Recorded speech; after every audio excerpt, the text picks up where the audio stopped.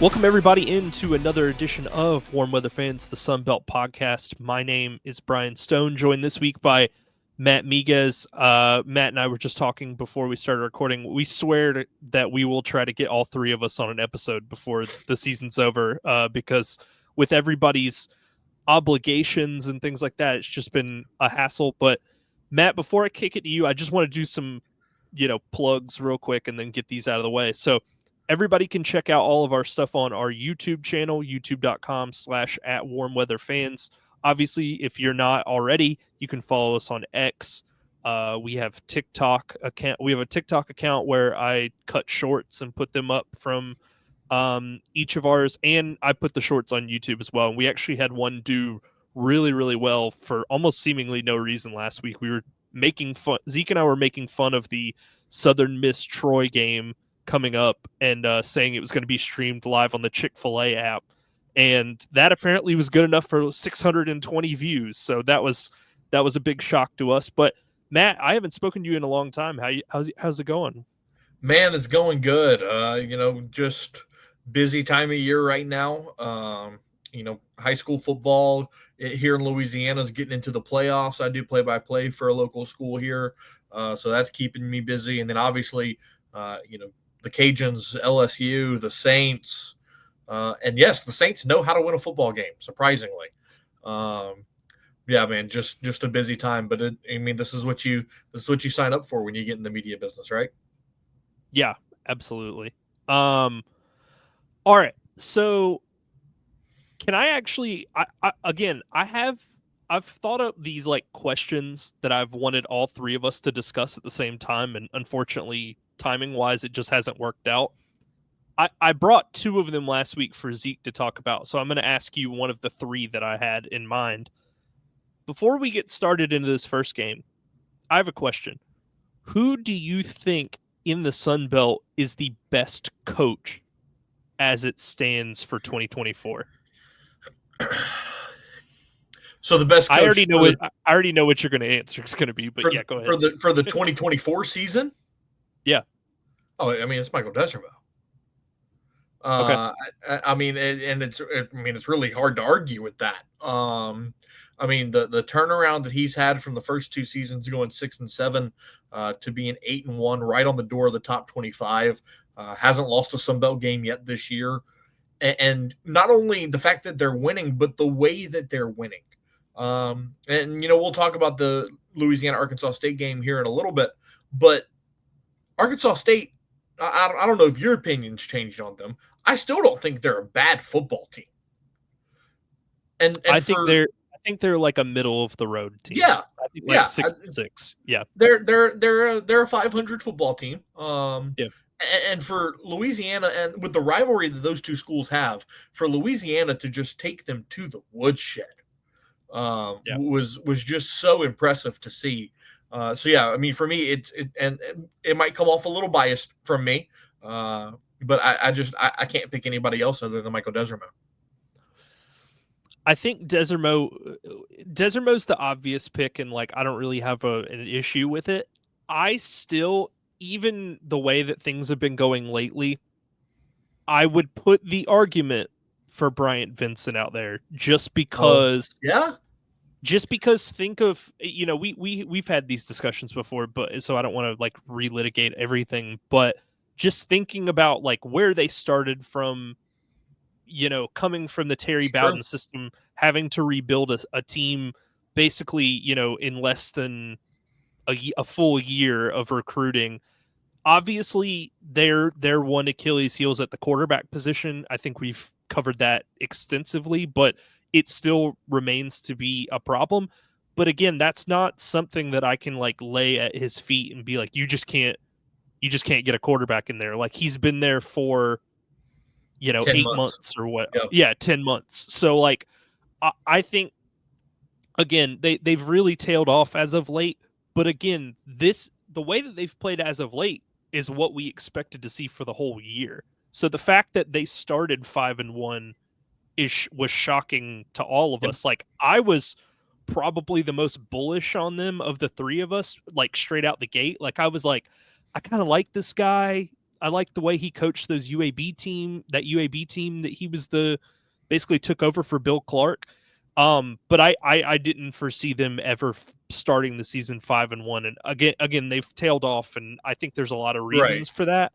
But just initially, just getting them on the cusp of bowl eligibility is extremely impressive to me. But Yeah. yeah, Desermo's the easy pick. I mean, yeah. The job Brian Vincent has done cannot go, unnoticed. I agree with you completely. I think he's done a phenomenal job in Monroe.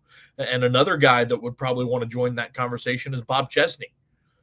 A James Madison program that was really well respected. And Kirk Signetti takes the job at Indiana, and look at the magnificent job he's done at Yep. Indiana. Bob Chesney, a guy who'd never been a head coach at the D1 level, was tasked with keeping the train rolling. And I think he's done a pretty nice job of that with James Madison sitting at 7-2, 9 games in. And so, yeah, there's a ton of great coaching jobs that have taken place in the Sun Belt this year. But there's one guy, and we'll get to it here in a little bit. There's one guy that many people expected was going to just light the Sun Belt on fire this year, and he hasn't. No. So yeah, I just wanted to kind of throw that out there, see where we were all at. Again, would have liked to have had Zeke's 2 cents, but unfortunately he couldn't make it to this one. But let's go ahead and get into the first game. So on Thursday, App State's so cooked, man. Like this is so bad.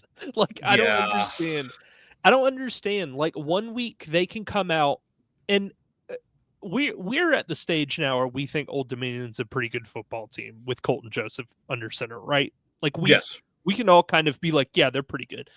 Yeah. They come out, they beat Colton Joseph and ODU at home.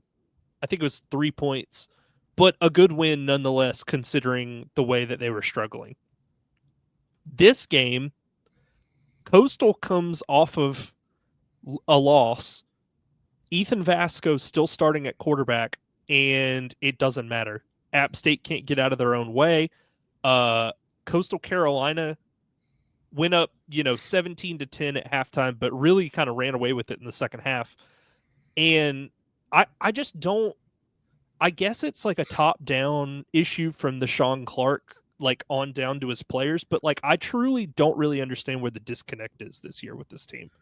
Yeah, it's weird. It's a hard thing to put your finger on, because when you look at this game in particular, they fall behind 14-0.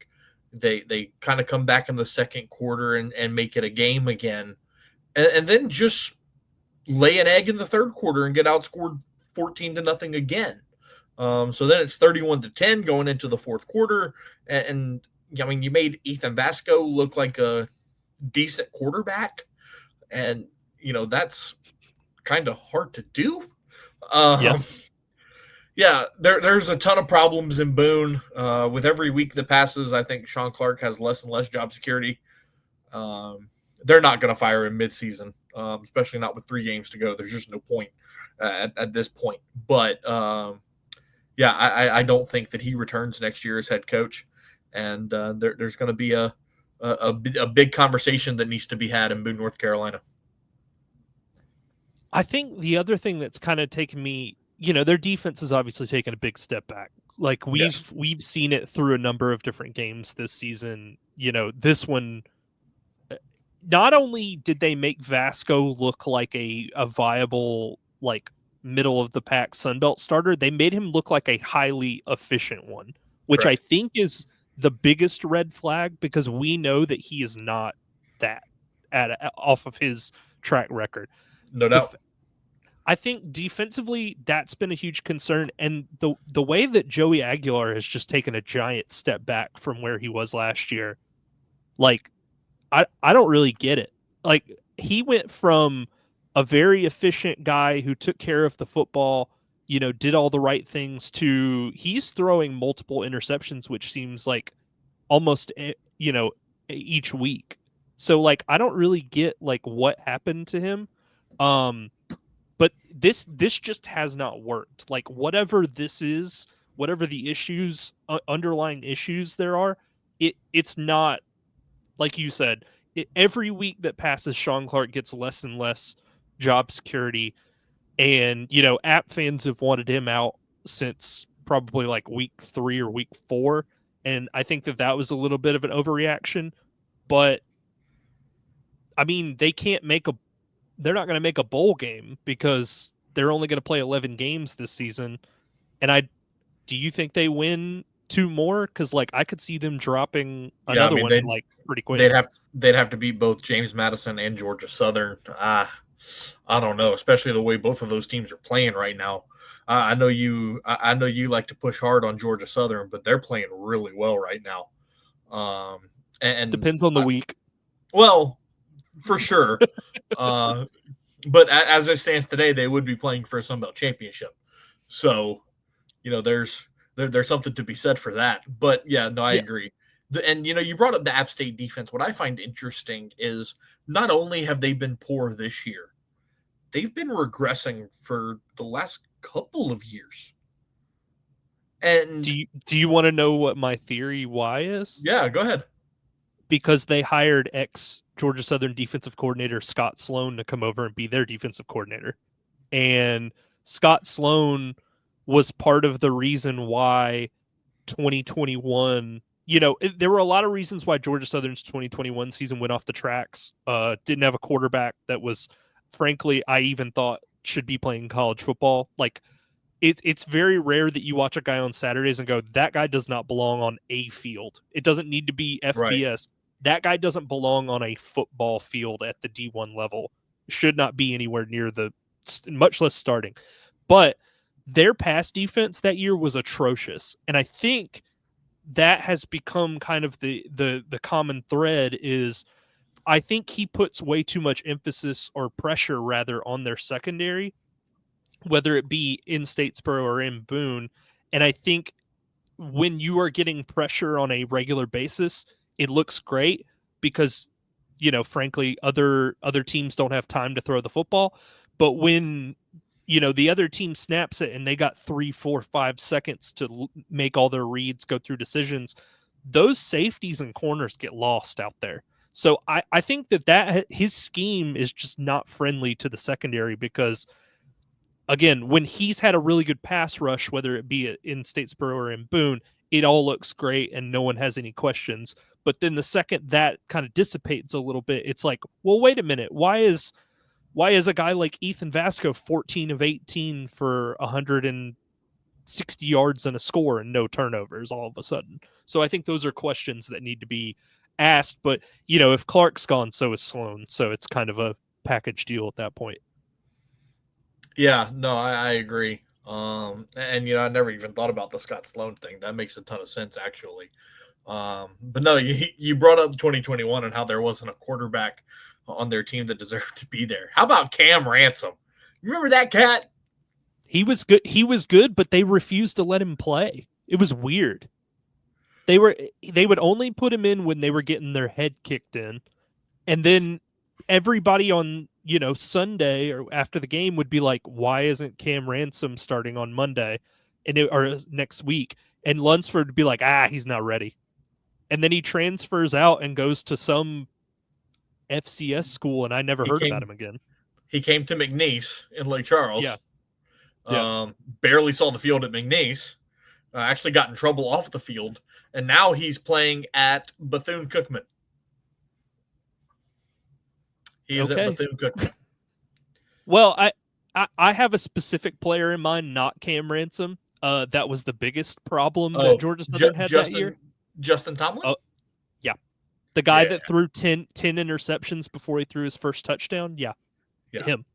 All right. So wrapping this up, Braden Bennett went crazy on the Mountaineers in this one. He was very, very, very efficient. 9 carries, 88 yards, 3 rushing touchdowns, 4 catches, 33 yards as well. It makes it easy when you don't really have to throw the football down the field and Correct. Your running back is averaging, 20, 15 yards a carry. Then you're like, hey, this looks easy. And he had touchdown runs of 12 yards, 37 yards, and 2 yards. So he was just getting whatever he wanted, and they just built kind of their attack off of the backs of 3 App State turnovers. But with that, Coastal Carolina improves to 5-4 this season and is now 2-3 in the Sun Belt. App State drops to 4-5 and is now 2-4 in the conference. Like we said, they might not even sniff a bowl game because of that canceled Liberty contest. You know what? The way that those 2 teams are going, they should just make them play the week of Army Navy. Like, both of these teams, the wheels are just totally coming off. Yep. And I think it would be a very entertaining game because maybe that's actually not a bad idea. Just let them. You know how Army Navy starts at 3:30 that Saturday. Yeah, let them play at 11. Let them play the noon kick, and then 3:30 is basically like the or hell, put it on a Thursday night. Right. Put it on a Thursday night. Yeah, make it a special edition Sunbelt showcase or something. All right, so starting on Saturday's games, we talked a little bit about UL Monroe, and the wheels are starting to come off. Texas State beats them 38-17. Frankly, in a game that wasn't really all that close, it was 28-0 at half. I mean, I don't know how many more times we can beat this drum, but ULM needs a quarterback that is passable because the Arminta General Booty conglomerate experiment has not worked yet. Has not worked. Like, when they were winning and on this winning streak, you would go, wow, I really wonder without a legitimate quarterback how many more weeks they can do this. And we're starting to get our answer now, which is you can do it for 6 weeks, and then you need to find something else. Yeah, and look, it's a shame because Ahmad Hardy is really doing everything he can, to keep ULM in football games. He's at 915 yards and 9 touchdowns as a true freshman, averaging almost 6 yards per carry this season. He's really, again, doing everything that he possibly can. And what's interesting about Aiden Arminta is, when you look at his line from this game, it's not awful. It's not great by any stretch. Only threw for 119 yards, didn't have a touchdown, threw an interception, has a QBR of 16.5. That's his QBR is bad. But I mean, the efficiency being a hair over 50%, it's not awful. Well, the one thing you talked about the interception. The one thing you can't do in this offense where there's like zero room for error when you have the quarterback in Arminta, you cannot turn the ball over and not come back down and match it with a touchdown. Like, they need to figure that out. But yeah, sorry, go ahead. No, yeah. And then, what's even more embarrassing is the fact that Texas State had to go to their backup quarterback and was still able to thrash you. Brad Jackson comes in, rushes 17 times for 126 yards and 2 scores. Deion Hankins goes over the century mark as well. I mean, guys I hadn't even heard of on Texas State's roster just exposing ULM. So that I actually watched, I want to say like the second quarter of this one, and then after that I was kind of like, I can find something else to watch because it's 28-0. Correct. The weird thing about it was, okay, so McLeod came into this game questionable, and they truly didn't know up until game time if he was going to play, I believe. That was what I read. He came out, he played the first couple series, he cashes in on a 6-yard touchdown run early in the second quarter. I think they just were kind of like, this guy's really banged up. Well, let's get some other guys some run. And I think it's kind of shocking. So from what they said on the broadcast, they were like, GJ Kinney's really high on this Brad Jackson guy. Like, and you kind of see why. I mean, the rushing stats speak for themselves. What I think I was surprised by was you go up 28-0 or 21-0 rather, and you just start kind of treating this as like a tune-up, for a younger guy. The game technically was still like in reach. So it's like, I wonder if they don't score right there before halftime with 12 seconds to go, does McLeod come in and play in the second half, or do they still sit him? And so like I said, he was really banged up. And as far as I could tell, they didn't know if he was even going to be able to go. But he comes in, rushes for a touchdown, throws a touchdown, 41 yards to Cole Wilson. And I mean, they just own the game. Like ULM is not built to score with anybody really. No. Like they need to keep games 21-17 in order to compete. And frankly, there's a really it's not easy, but it is a very simple fix, which is you have to have someone more dynamic back there than Arminta. Like if you're ULM and you want to take the next step and you want to build off this great defense and Ahmad Hardy, and even give some of these receivers like a chance to compete. Like a lot of these guys haven't, their leading receiver had 3 catches for 37 yards. So Yeah. like they really, obviously Texas State did a great job of taking control of this one early, but ULM, you have to find a quarterback if you want to take the next step in the West. Like Yeah, you can't do this again. there's no question. And I think that that's going to be at the top of Bryant Vincent's list because he's got to know that that's his glaring issue, right? You've got a true freshman running back that has played really well all season long. Clearly, you have an offensive line that's able to block for him in order for him to average 100 yards a game. So you've got to know that your glaring issue is the leader of the offense. So if you can address that, I think ULM could even be better than what you're seeing this year. Well, there's a quarterback in the Sun Belt who's looked pretty good that went into the transfer portal earlier this week. So maybe, and we'll get to this. I'll tell you about this a little later. And so maybe ULM gives that fellow a call. Well, actually, you know what? I'll just do it now. So Dexter Williams left Oh the yeah, team, and so he's now, which is strange because he can't redshirt because he's played in 5 games this season. So he's basically just throwing in the towel on a season where he can't move on. And I understand his reasons for doing so, but it seems weird to do it when you can't make anything out of this season. Like you can't get that year back or anything. right, It seems strange. But again, I understand why you would do that if the coach is just flat out not going to let you start.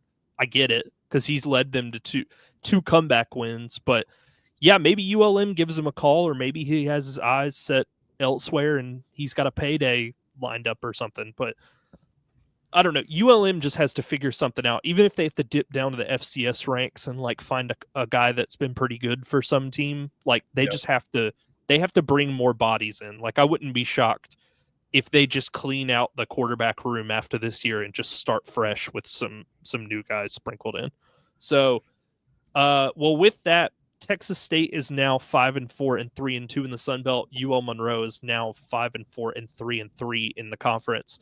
I don't know. Getting into this next one, we can kind of breeze past this, but Marshall just takes Southern Miss to the woodshed. Nobody's surprised here. 37-3 was the final. It was 17-3 at half. Braylon Braxton was very efficient, 14 of 21, 220 and a touchdown. They kind of, they've started to approach AJ Turner like a really great like sports car, and they're like, you know what? Today we don't really need the sports car. Let's just leave it in the garage and we could ride Ethan Payne and those types of guys. But he's always there. If you always want to take the Maserati out for a spin, right. AJ Turner's hanging out there. But yeah, there's not a lot to take away from this game. I mean, Southern Miss is abominable. So Yeah, I mean, look, they're all kinds of dysfunctional. And we knew that coming into the season that they would be, and now they're even more dysfunctional now that they're playing with an interim coach. So it's kind of one of those seasons where you just kind of throw it in the burn pile and start over. yeah, there's not a lot to really salvage from this season. Hopefully they've got a coach lined up that they can feel good about, because this is almost on the level of ULM rebuilding. Like Oh yeah, it's like a seriously like a ground up. Like you need a new foundation for this house. There's yep, nothing left. There's no walls. There's no studs. It's just a foundation just sitting in the middle of nowhere. right. So yeah, Ethan Payne was good in this one. 13 carries, 104 yards, and a touchdown. Yeah, good win for the Thundering Herd, but they didn't even really have to break a sweat in order to beat Southern Miss. Marshall's now 6-3 with the win and 4-1 in the conference. Southern Miss drops to 1-8 and is now 0-5 in the Sun Belt. They're probably going to go winless in the conference this year. Getting into this next one here, so James Madison. You were talking about Bob Chesney. James Madison does this thing where they have very high peaks, but they also have some of the deepest valleys of a team that you will see that is like good. Yeah. It's like 1 week they play Georgia Southern and they can't muster more than one offensive touchdown, and then another week they're just putting it on one of these other teams. So they beat Georgia State 38-7. Alonzo Barnett, again, just bouncing back and forth between being terrible and being great on any given week. 66% of his passes, 241, 3 touchdowns. Yeah, JMU just rolled Georgia State in this one. Yeah, and it's again kind of similar to Southern Miss with Georgia State, just really kind of dysfunctional, which sometimes I guess you can expect it from a team with a brand new head coach. But man, I thought that they would be a little more, just a little more competitive than this. 2-7, winless in the Sun Belt. They just kind of look lost from the little bit that I've seen of Georgia State this year.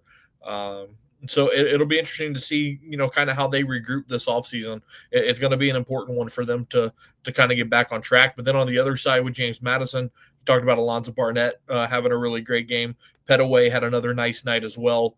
Bob Chesney's got something cooking in Harrisonburg.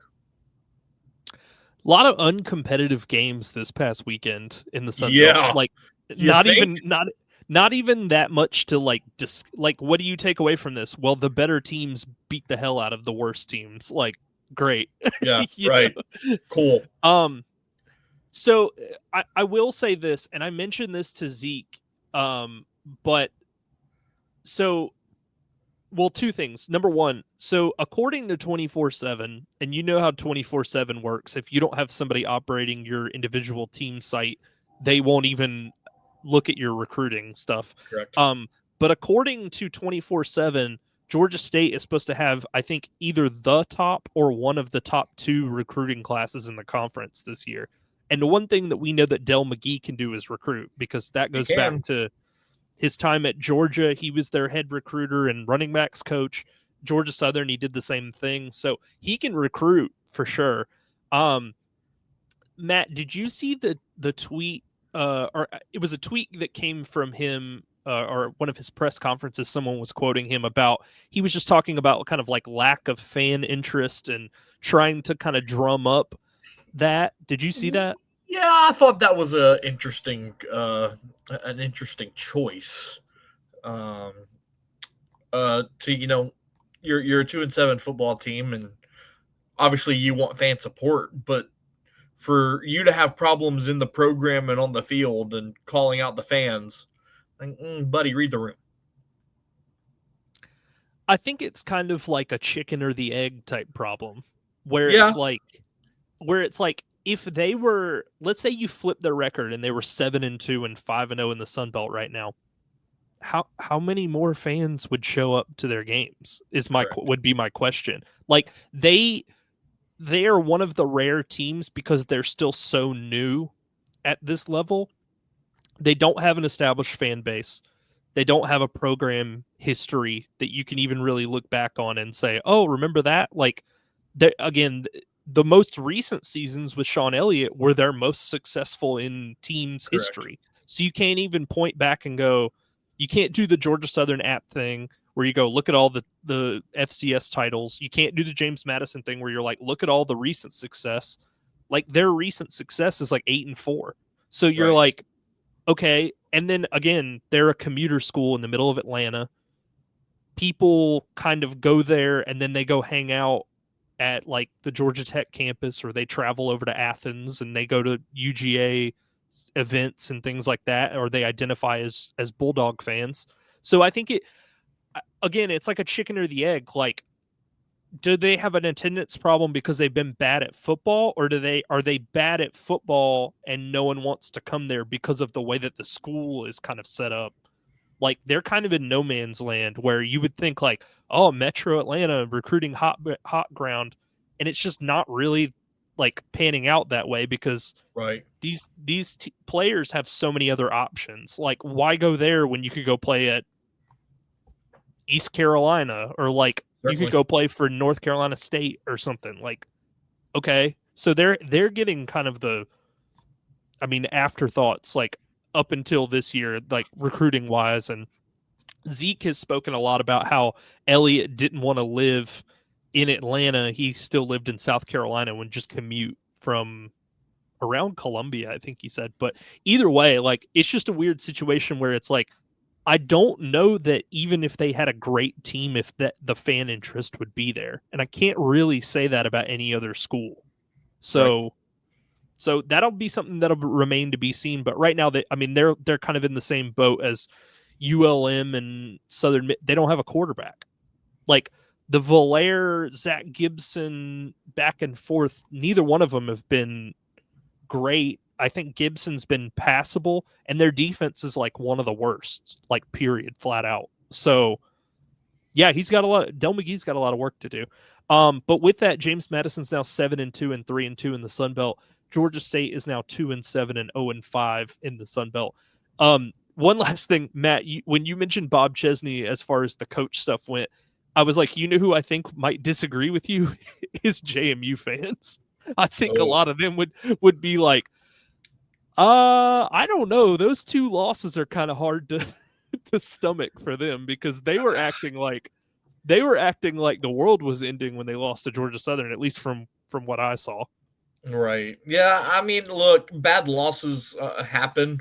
I mean, if you pay attention to LSU fans, they're about to have an absolute mutiny with Brian Kelly. But look, it's one of those things where, especially in a conference that is as competitive as the Sun Belt is, um, we've seen it, on several occasions just this year, right? Go back to the South Alabama App State game.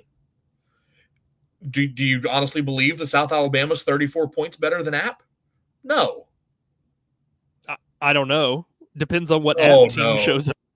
No, no, no, no. On a consistent basis, is South Alabama 34 points better than App? No. That's the thing though, is that app has no consistency. So you're like, are they better than the team that got beat by 2 scores against Coastal on Thursday? Yeah, probably 34 points. Are they 34 points better than the team that beat Old Dominion? No.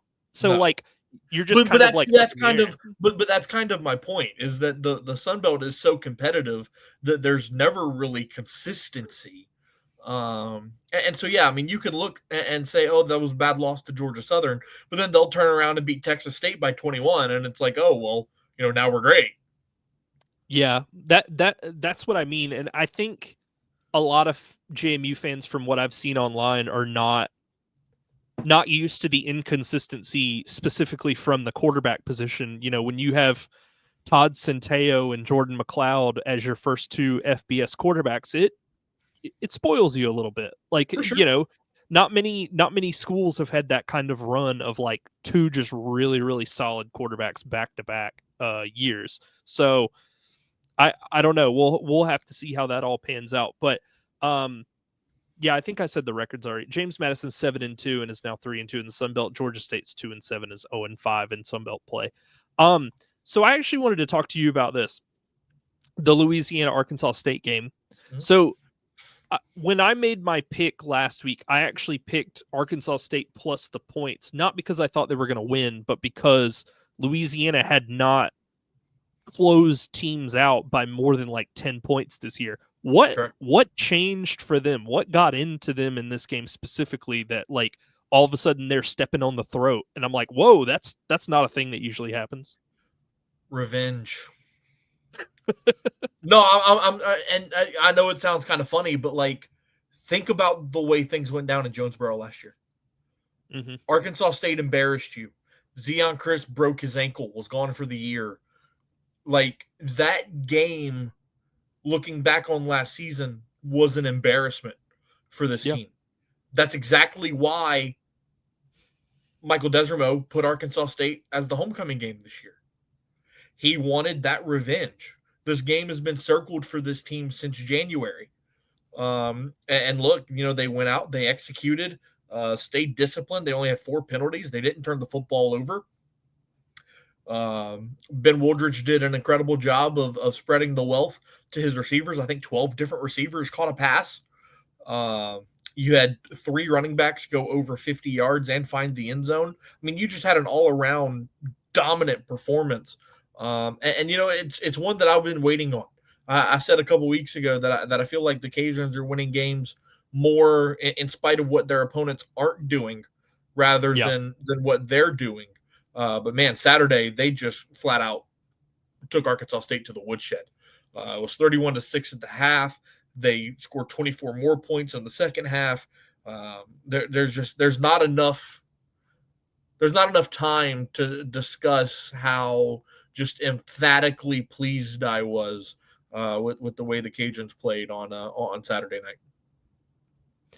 Yeah, I thought it was weird. So I watched the Texas State Louisiana game pretty closely, and I know you weren't on last week, but one of the things I said was it seems like, and I guess this changed, and I guess they need to want revenge every week to kind of keep up this level of play. But the one thing that I told Zeke was, it seems like Louisiana up until this week has been like reactive to when another team scores versus being like, in this one, let's step on their throat, let's score, a touchdown, and then let's get a stop and go out. It seems to be, before it was kind of like, well, the other team kicked a field goal, so we'll score a touchdown. And then if they don't do anything on their next drive, we're not really going to do anything either. And then I've brought up the tackling issues. I mean, I saw it in the Texas State game kind of too. Like, they didn't really seem like they had a good answer for Ismail Mahdi until Jordan McLeod. Jordan McLeod, by the way, was terrible in that game too. So that was something else that played in the Cajuns' favor, and Martinez had to come in. But did you see like improved tackling out of them in this? Because I've brought that up like a number of different weeks. Yeah, I thought that they did a much better job of getting running backs to the ground. But look, I think the tackling issue is nationwide. I think that's just kind of an epidemic in football right now. Is that it's a mixture of 2 things. Number one, I don't think coaches are really harping on fundamentals as much as they used to, and then number 2, with the how do I want to word this, with the new rules of college football and how you can't hit a guy this way, you can't tackle a guy this way. Yeah. Guys are kind of like, what am I supposed to do? Like, arm tackles are Yep. kind of the only way I'm not going to get in trouble.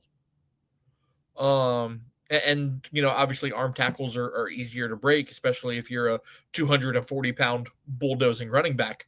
And so I think it's just a mixture of multiple things that's kind of created this issue. But no, I thought the Cajuns did a much better job of not letting Jaquez Cross and their running backs get too many broken tackles and getting guys to the ground.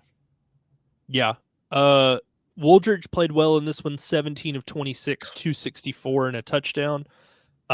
Washington, the running back for UL, 8 carries, 123 and 2 touchdowns. They just cruised. I mean, it was easy. And this has to be one of the first weeks of this whole season where you could pretty much just pick all of the giant favorites and they all cashed. You know what I mean? Like Zeke and I were really like debating the UL Monroe spread, and we were like, I don't know, like is McLeod even going to play? Like, what, if he plays like he did against Louisiana and then crushed. I took Arkansas State because I just was like, Louisiana won't win probably by more than 14 points, and I think the spread was like 16 and a half. And so I was like, wow, so Louisiana really stepped it up. But yeah, seriously, good for them. Like, that, I've wanted to see them play like a complete game this season. You brought up Ben Woldridge, and I'm just taking a peek at the NCAA database. He is 12th in the country in passing efficiency, and he is 25th in the country in passing yards per game. I Yep. mean, he has been magnificent this season for the Cajuns. 17 touchdowns, only 4 interceptions. His QBR is good for 17th in the country. I mean, just it's incredible what happens when a guy as talented as Ben Wooldridge stays healthy for 12 games a season. Yeah. I mean, I would probably say he's probably one or two of the best quarterbacks in the conference. Yep. So I don't know if you listened last week. I actually had kind of a hot take. I was like, Zeke, everything considered, do you think Colton Joseph is actually the best quarterback in the conference? And he was like, I mean, he's playing like it. And I was like, so that makes him the best quarterback in the like, I Right. don't, If he's playing like it, then he is the best. right. If he throws for 280 yards plus every week and leads the team in rushing, and they just don't have pieces around him, that would still make him the best quarterback in the conference. Like, it's not basketball. You know what I mean? Right. Like, he's got to carry 10 other guys on his back. All right. So Louisiana moves to 8-1 this season and is now 5-0 in the Sun Belt. Arkansas State drops to 5-4 and is now 3-2 in the conference. Okay, so let's get to Saturday's slate. We got a full complement of games to pick from, starting with 12:45 Eastern Time on SEC Network. UL Monroe is traveling to the Plains to take on a really, really, really bad Auburn team. Georgia Southern's old athletic director, Jarek Benko, actually is now at Auburn. I think tomorrow's his first day, or Friday, one of those. Yeah, good luck getting people excited for this Auburn team. UL Monroe is a 24-point underdog. Over under is 46.5. I'm going to take UL Monroe plus 24. Yep. You took the words right out of my mouth. Look, I don't think ULM is going to win this game. No. I think even a bad Auburn team is still better than ULM. But, can ULM keep it within 14? Yeah. Yeah. Yeah. Yeah. It might be 17-3, but hey, you're gonna cover. Yeah, I'll take the Warhawks here. That Auburn team is just atrocious. They're so bad. They can't do anything right. The offense is horrible. Yeah. The offense is dreadful. Well, that's the reason I would pick them, is like, to get to 24, to get over the number spread wise, Auburn's going to have to like block a field goal, return it for 6. They're going to have to get a pick 6. They're going to have to get a fumble or a safety. Like, they can't move the ball offensively. They have scored more than 20 3 times. 4 times. I'm sorry, football? 4 times. 4 times. I apologize. They scored 73 on Alabama A&M. Congratulations. Right. You scored 21 against Oklahoma in what was a pretty competitive game. You scored 24 against Kentucky, who's not a good team. 3 times you've scored 20 plus. Oklahoma and Kentucky are not good SEC teams. No, I'm sorry. No, they're not. I think Oklahoma will be in time. Maybe, but no. 3 times this season they've scored 20 plus, and one of them does not count. I'm sorry, I'm not counting Alabama A&M. No, I'm not either. I'm not counting that. You've scored 20 plus twice against FBS level competition. Yeah, real football teams. No offense, Alabama A&M. I'm sure you're great, but I don't think they would take offense to that. All right. 15 minutes later, 1 p.m. Eastern, ESPN Plus. You got Coastal traveling to Huntington. Marshall is a 9.5-point home favorite. Over unders 56.5. Give me Marshall. So wait, you're telling me that I only have to watch Auburn ULM for 15 minutes? Yeah. Thank God. Thank God. Yeah, look, give me Marshall. The way they're playing right now, especially last week, was refreshing to see. You mix that confidence with the fact that it's 75 week for them. Look, I pick Marshall on 75 week every year. I think just the emotion and the energy that they're going to come out with is going to make a statement. And it's going to say a lot. And after the way Coastal played last week, I think they're due for a letdown. So I'll take Marshall at home. Yeah, I think Vasco comes crashing back to earth. Yeah, Even though he didn't play overly well, but he was efficient, and that's something that you usually don't get from an Ethan Vasco played game at quarterback. And I think that as long as he's not hurt, I haven't seen anything, but as long as AJ Turner's not hurt, I think maybe you take the Maserati out of the garage and give it a little spin around the block. I think you need to keep him fresh. I mean, I guess it's a hot take, but the one thing that I've talked about with Zeke, despite the standings and everything and the results, I still think Marshall's the second best team in the conference behind Louisiana. Because their one loss is a fluke comeback to Georgia Southern, or a loss to Georgia Southern.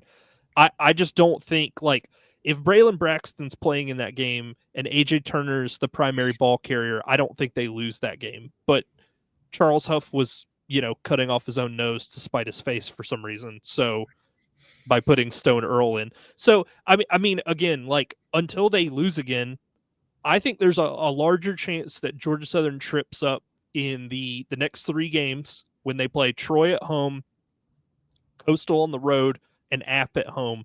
I think they trip up in one of those 3 games, and I think Marshall represents the East in the title game because of it. Like, I think Marshall's a legitimately good team, and I have a lot of questions about Georgia Southern. Speaking of, let's go ahead and get into that one. So 4:00 ESPN Plus. This one's in Statesboro. Troy is traveling to take on Georgia Southern. The Eagles are 7.5-point home favorites. Over unders 54.5. Give me Troy plus 7.5. yeah. I'm waiting. I'm waiting on the implosion to come. Yeah, I'm gonna agree with you there. Troy's got a newfound energy, I think, especially after beating Coastal the way they did, and now coming off of a bye, kind of got some film and an opportunity to kind of regroup and see some things. I think they're going to come out and play with a lot of juice. So I'll take the Trojans here. Well, I said this to Zeke too last week. Anytime they got down 3 scores, the Eagles, to South Alabama and Marshall, it took J.C. French getting injured to get Dexter Williams in the game, who ended up leading the comebacks. And now it's like, if J.C. French gets hurt, we're like screwed at quarterback. Like, our backup is like a guy I've never heard of, frankly. Like, we have a true freshman named Tyler Budge, who's on the depth chart. And then there's a third guy named Townsend, who I've never seen take a single snap. I'm sorry to everybody. Like, I don't go to the spring game practices or whatever that Right. like that guy would be taking snaps in. So if JC French gets poked in the eye like he did against South Alabama, like, this one's going south in a hurry.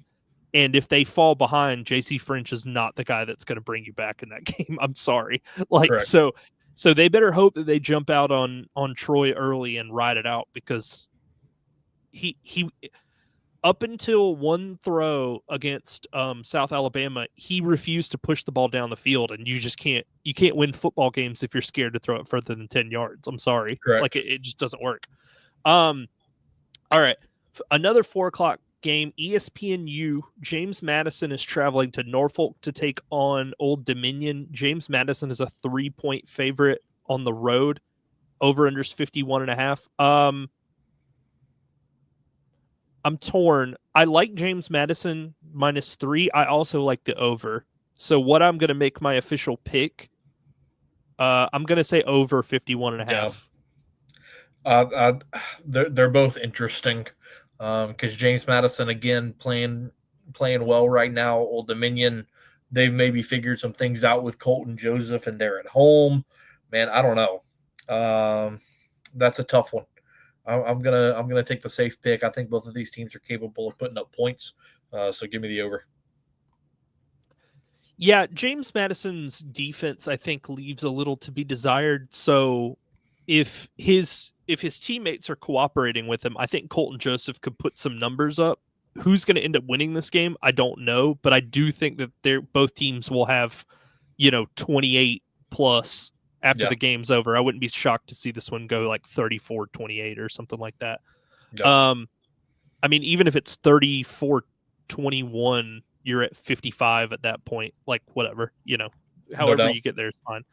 All right, 5 o'clock, ESPN Plus. Arkansas State is traveling to Center Park, formerly known as Turner Field, to take on Georgia State, a team without a fan base. So that'll be interesting. Georgia State is a 2.5 point home favorite, shockingly. Over unders 59.5. Give me Arkansas State plus 2.5. I don't see why Georgia State should be favored over anybody not named Southern Miss. I'm gonna take the under.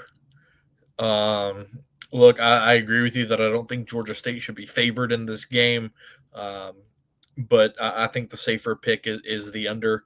I don't think these two teams are going to combine for 60, so I could see this being a 28-21 game.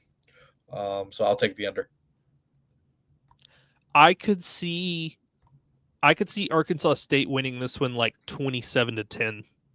To be quite honest with you, like Georgia State's offense, like again, their quarterback position is really tough, because frankly, I don't think they have any viable starters back there, and their defense is just so bad. Like there's no real way around it. 7 o'clock. This is your game, Cajun Field. South Alabama comes in to take on Louisiana. UL is a 7-point favorite. Over under is 58.5. Give me Louisiana -7. Now this will be the game that you guys win by 3, and then I'm just like, well, what are we doing? But can you tell them that South Alabama did something bad to them and they need revenge? Can we tilt this game in some way, shape, or form? But that's the thing. South Alabama's never done anything bad to them. Look, can you put in a call? Can you call somebody? This game makes me nervous. For a multitude of reasons. Number one, the laws of football say that the Cajuns are due for a slip up. So that's number one. Number two, South Alabama's still a pretty damn good football team. I know they're 4-5, but like you look at they had to play LSU. They lose by 2 to Arkansas State. They lose by 4 to Georgia Southern. Like a lot of their losses have been close. So I mean, they're a play or two away from potentially being a 6-3 team, which people would be looking at them much differently if that was the case. So look, I think Gio Lopez is a great quarterback. I think Fluff Bothwell is a great running back and also on the all-name team, no question about it. No question. Fluff, come on, Fluff. How awesome. But look, I think the Cajuns win this one. So I'll be confident to take Cajuns -7. Just a real quick aside. So I was playing college football 25 the other day. Still going strong on my Georgia Southern dynasty, and I had to play against Louisiana, who has a very highly rated quarterback whose name, and this is a randomly generated player because this is like 7 years down the road, was Jabu Butt. Nice. And I could like attach a screenshot for proof. it's actually funny that you brought up a college football dynasty. I just started a new one late last week, where obviously I'm Louisiana. And the first season I went like 9-3. Mm-hmm. And always looking in the transfer portal, right? Both Chandler Fields and Ben Wooldridge graduate because they're both seniors. Right. And I'm looking in the portal, and I'm like, is that really Lenora Sellers in the transfer portal from South Carolina? All of the South Carolina players like transfer out after like the first year. I don't really understand. And I said, and why am I second on his interest list? It's like, nonetheless, I mean, I'm right. And I got it. Yeah. So Lenora Sellers is playing for the Cajuns and kicking ass, by the way. So Lenora Sellers, if you're hearing this, I think he's chilling. I think he's chilling in Columbia. Yeah, probably. But yeah, the one that I see and people on the college football subreddit get really pissed about this, but apparently that receiver Nick Harbor, who's like 6'4", 215, and he's legit like Olympic fast. Has Oh like yeah. 99 speed, 99 acceleration, 99 agility. And when he goes in the transfer portal, people online will literally screenshot it and be like, "What is this crap? Like, who is this guy?" And it's like, "Oh, he's like South Carolina's like fourth receiver." Right. He just hardly ever plays. Um, But all right, man, when he plays, it is fun to watch. it's like tall Tyreek Hill out there. Like Yep. it's It's crazy. scary. He's like a gazelle. All right. So last 7 o'clock game, last game of the night, ESPN Plus, Texas State is welcoming in Southern Miss. I think it's fair to say none of us will be telling our kids about this game once they're old enough to understand what the concept of football is. Texas State is a 26.5 point home favorite. Over under is 55.5. I'm going to take the under. I don't think that Southern Miss contributes on the scoreboard. So I think it looks a lot like it did last week against Marshall when it was like 38-3 or 37-3 rather. I cannot pick Texas State minus 26.5 hard enough.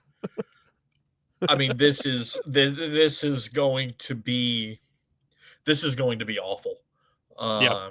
Jordan McLeod's probably on the bench by halftime. If not Especially earlier. if not earlier, especially after what you saw out of Brad Jackson last week. Right. Yeah, I mean, this is just going to be so bad. If you're a Southern Miss fan listening, find a good bottle of bourbon because you might need it on Saturday night. I actually got a good bottle of bourbon the other day. So I would hope so, Mr. I live in bourbon country. No, but I got it for free. Oh, that's even better. It was like a $90 bottle that I got for free. Well, please share the details. My wife works for a nonprofit, as you can see on video. Kentucky Colonels. Yeah, and they did a barrel pick where they went and paid for an entire barrel, and then they bottled it, and then they sold it as part of like a fundraising thing. But they had people who bought it, and they were like, "Donate the bourbon," and my wife was like, "Who the hell are we gonna donate this to?" So like Ourselves. so she took home a bottle of like a $90 bottle of Angel's Envy that is like it's like specifically flavor tailored to their selection. Oh, So man. it was like custom bourbon. So yeah, that's it. Man's got an expensive bottle of Angel's Envy. Good for you. I do. It's very nice. It tastes great too. Good for you. All right. So that does it for all of the Saturday games. We will be, keeping a close eye on most of these. Hopefully we can get Zeke and me and yourself all on next week's episode because we haven't done one with all three of us in a while. But Matt, let everybody know where they can find you on socials, and I'll do the same, and then we'll get out of here. You can find me on all social media at Miguez Matt.